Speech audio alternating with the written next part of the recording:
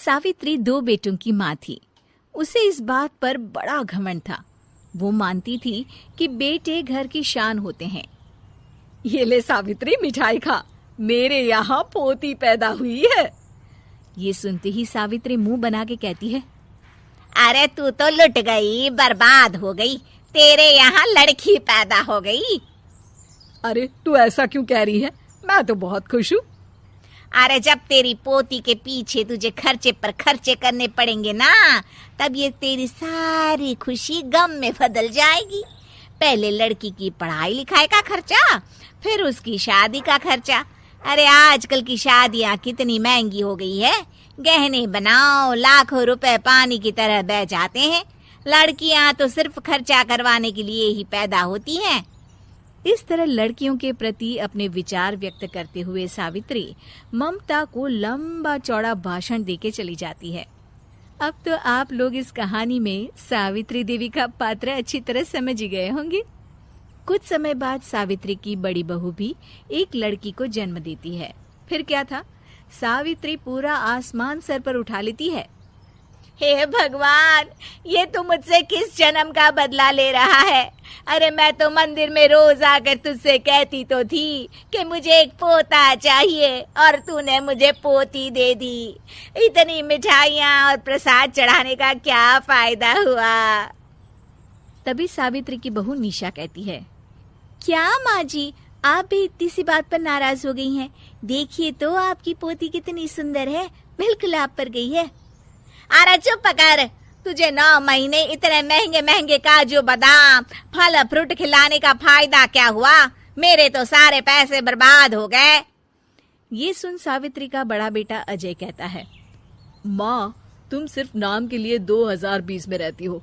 असल में तुम्हारा दिमाग सैकड़ों साल पुरानी सोच रखता है। आज के जमाने में लड़का और लड़की में कौन फर्क करता है?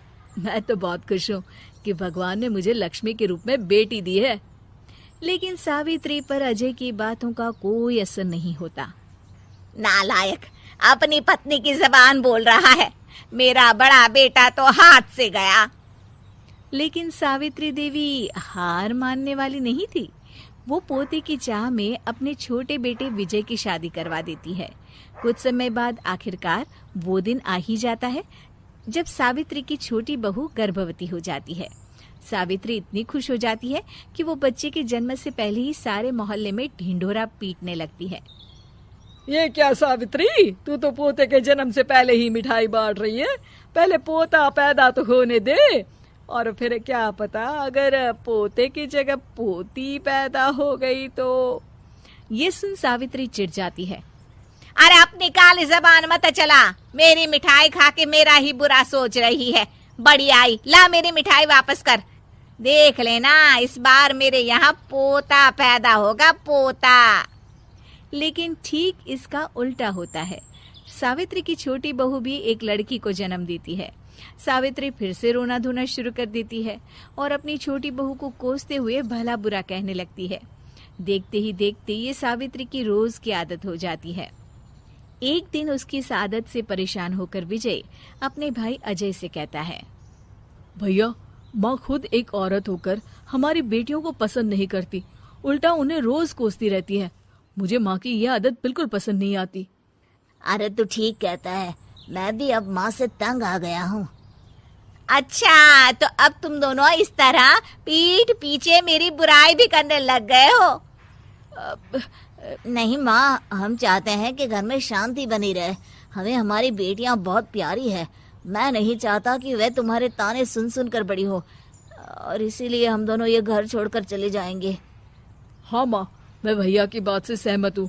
जब तुम इस घर में अकेली रहोगी तब तुम्हें अपनों की कीमत का एहसास होगा। अपने दोनों बेटों के मुंह से अपनी माँ के लिए इतने कठोर शब्द सुन सावित्री भावुक और रुआंसी होकर कहती है, क्या सच में तुम दोनों मुझे इस घर में अकेली छोड़कर चले जाओगे? हाँ माँ। हाँ माँ, अब पानी सर के ऊपर जा चुका है। मैं तुम दोनों के बिना नहीं रह सकती। अपनी सास के आंसू देख अजय और विजय की पत्नी अपने पतियों से लड़ पड़ती है। अरे जिसे जाना है वो जाए, मैं माँ जी को छोड़कर कहीं नहीं जाने वाली।